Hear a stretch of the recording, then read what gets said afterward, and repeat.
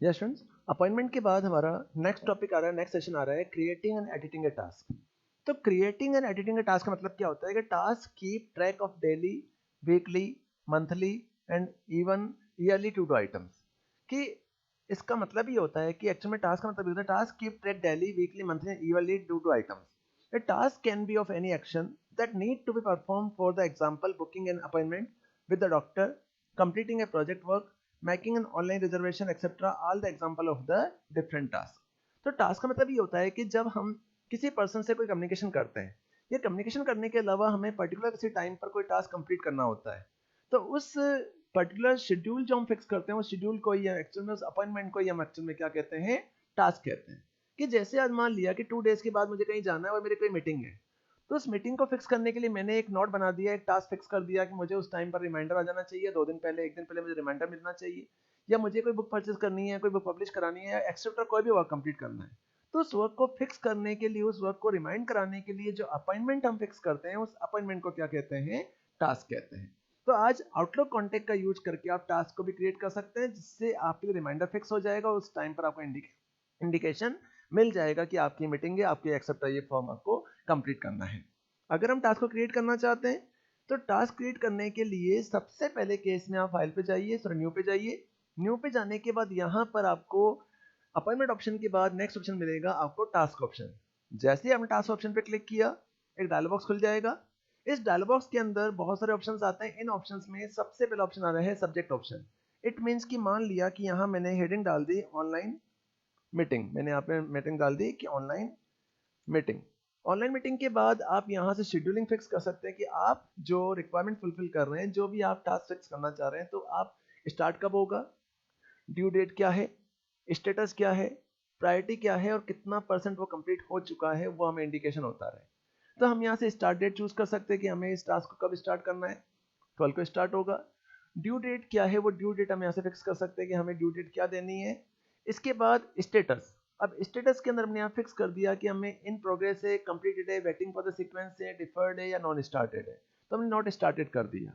तो हम यहाँ से ये फिक्स कर सकते हैं कि जो टास्क हम फिक्स करना चाह रहे हैं कि इस डेट पर मुझे इस टास्क को कंप्लीट करना है, तो उस टास्क के कई सारे वर्क होते हैं जिन वर्क को हम यहाँ से सेट कर सकते हैं कि टास्क स्टार्ट कब होगा, उसकी ड्यू डेट क्या है कि कब तक ये कंप्लीट हो जाना चाहिए, उसकी प्रायोरिटी क्या है, वो हाई है, लो है, या किस प्रायोरिटी में से रखना चाहते हैं कि आज हमारे पास 5 टास्क हैं, उन 5 टास्क में से कौन सा टास्क पहले एग्जीक्यूट होगा, देन कौन सा टास्क चलेगा, देन कौन सा टास्क चलेगा। तो हम यहाँ से ये चीजें सेट कर सकते हैं। यहाँ से हम परसेंटेज भी सेट कर सकते हैं कितना परसेंट वो कंप्लीट हो चुका है। जस्ट लाइक डायरी मेंटेन करते हैं, वो डायरी के अंदर वो मेंटेनेंस हो जाता है कि आपके ये टास्क आपको इस टाइम पर कंप्लीट करने हैं। अगर आप टास्क में रिमाइंडर डालना चाहते हैं तो रिमाइंडर भी सेट कर सकते हैं। रिमाइंडर सेट करेंगे तो यहाँ जाकर आप रिमाइंडर सेट कर देंगे तो उस पर्टिकुलर डेट पर, उस पर्टिकुलर टाइम पर आपको रिमाइंडर शो हो जाएगा और वो इंडिकेट करना आपको शो कर देगा। इस तरह से आप इस टास्क को शो कर सकते हैं। अगर हमें इस टास्क को करने के बाद यहाँ मुझे इसकी टास्क डिटेल डालनी तो यहाँ डिटेल डाल सकता हूँ। डिटेल डालने के बाद अगर मुझे इसकी डिटेल देखनी है तो show the detail page in which you can, यहाँ पे मैंने क्लिक किया तो डिटेल पेज के अंदर आप यहाँ से डिटेल भी सेट कर सकते हैं या टास्क डिटेल आप सकते हैं, टास्क पे भी जा सकते हैं। जो टास्क में आपने बनाया है उस डिटेल आप यहाँ से शो कर सकते हैं। ये सारी चीजें सेट करने के बाद, कैटेगरी और रिक्वायरमेंट्स आप सेट करने के बाद, आप इस टास्क को सेव करके रखना चाहते हैं जिससे रिक्वायरमेंट होने पर कभी उसे अपडेट कर सको या चेंज कर सको। तो इस टास्क को बनाने के बाद मैंने इस टास्क को यहाँ से सेव किया। जैसे सेव किया तो टास्क के अंदर राइट क्लिक आ जाएगा और नेम आ जाएगा online meeting. Online meeting choose किया, कोई स्नूज नहीं करना है, इसको यहाँ से बंद कर दिया। इन केस ऑफ अगर हम इस टास्क में कोई अपडेशंस करना चाहते हैं या इसकी हम लिस्ट देखना चाहते हैं, टास्क की लिस्ट को शो करना चाहते हैं, तो शो करने के लिए नेविगेशन पेन के ऊपर यहाँ पे टास्क ऑप्शन आ रहा है, इस पर आप जैसे क्लिक करेंगे, क्लिक करने के बाद आपके सामने एक टू डू लिस्ट आ जाएगी। उस टू डू लिस्ट के अंदर जितने भी आपके टास्क हैं वो सारे टास्क आप बन के यहाँ पर एज ए पेज फॉर्मेट में शो हो जाएंगे। आपको इस टास्क के ऊपर परफॉर्मेंस करनी है, इस पर आपने क्लिक किया, आपका टास्क कंप्लीट हो गया, आपने इसे अनचेक कर दिया। अगर आपको इसको कोई अपडेशंस वगैरह कराना है, इसको आपको चेंज करना है, तो आप इसे मॉडिफाई भी कर सकते हैं। मॉडिफाई करने के लिए टास्क पे डबल क्लिक करो। जैसे ही डबल क्लिक करोगे यहाँ जाकर आप उसका टाइमर वगैरह चेंज कर सकते हैं, परसेंटेज वगैरह आप चेंज कर सकते हैं। ये सारी चेंजिंग करने के बाद इसे आप सेव करके एग्जिट कर दो। तो ये एक चीज वो होती है कि जैसे आज हम स्कूल में वर्क करते हैं, किसी भी ऑफिस में वर्क करते हैं, तो ऑफिस में वर्क करते समय हमें बॉस के कई सारे टास्क हैं, तो उन टास्क को हमें वन बाय वन कंप्लीट करना है। तो हम अपनी प्रायोरिटी के बेस पर सेट कर सकते हैं कि कौन सा टास्क पहले कंप्लीट होगा, देन कौन सा टास्क कंप्लीट होगा। तो इसीलिए इसे एड्रेस ब्लॉक भी मानते हैं, तो इस टास्क ऑप्शन को यूज में ले सकते हैं। इसी टास्क के बाद हमारा नेक्स्ट सेशन आता है creating and editing a note.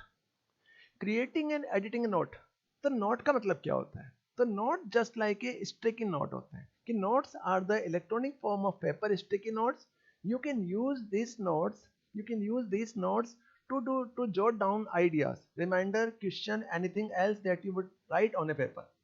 कि नोट्स का मतलब ये होता है कि जैसे आज हम किसी स्कूल या किसी ऑफिस में वर्क कर रहे हैं, अब ऑफिस में वर्क करते समय हमें किसी चीज को याद रखना होता है।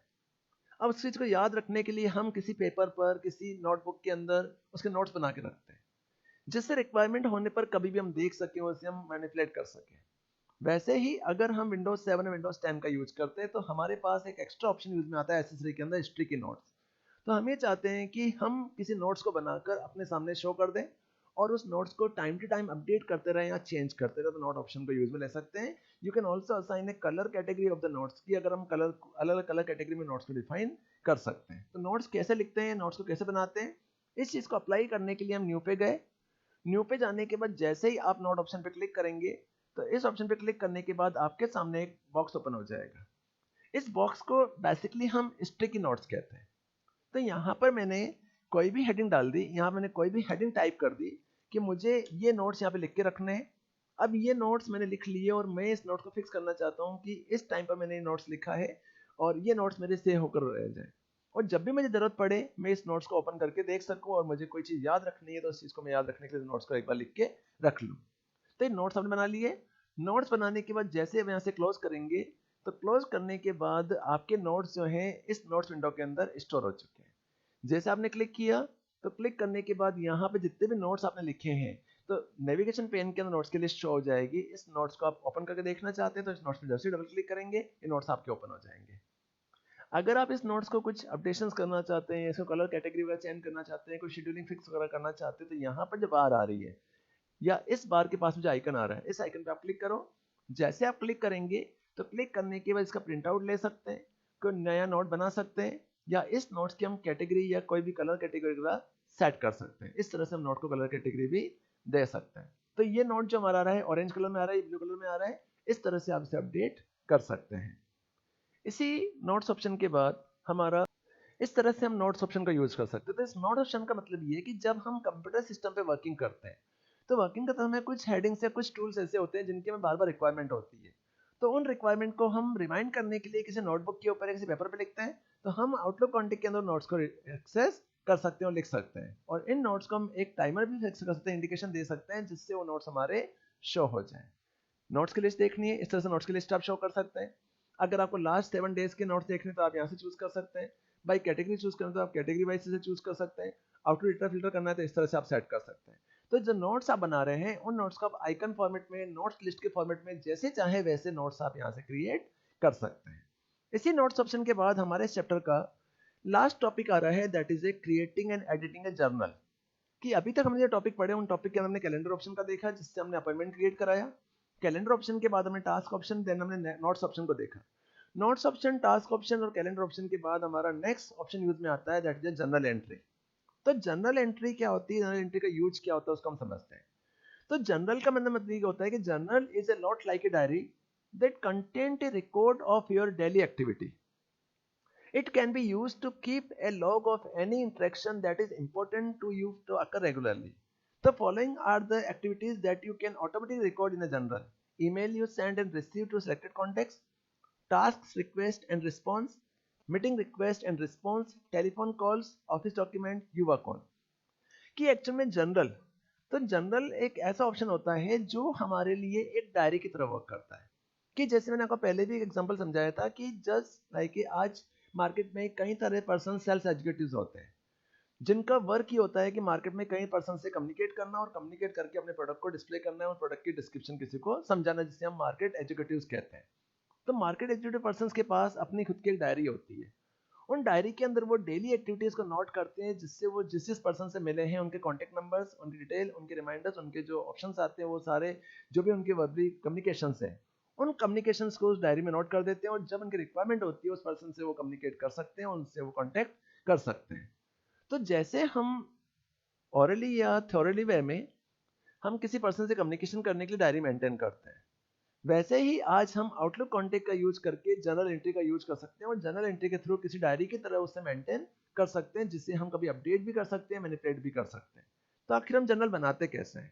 तो जर्नल बनाने के लिए न्यू पे गए, न्यू पे जाने के बाद जर्नल एंट्री पे क्लिक करोगे। जैसे ही जर्नल एंट्री पे क्लिक करोगे तो क्लिक करने के बॉक्स ओपन हो जाएगा। इस बॉक्स के ओपन होने के बाद इस ऑप्शन के अंदर कई सारे ऑप्शन आते हैं। इन ऑप्शन में पहला ऑप्शन आ रहा है सब्जेक्ट, कि आपको किसी पर्सन से मीटिंग लेनी है।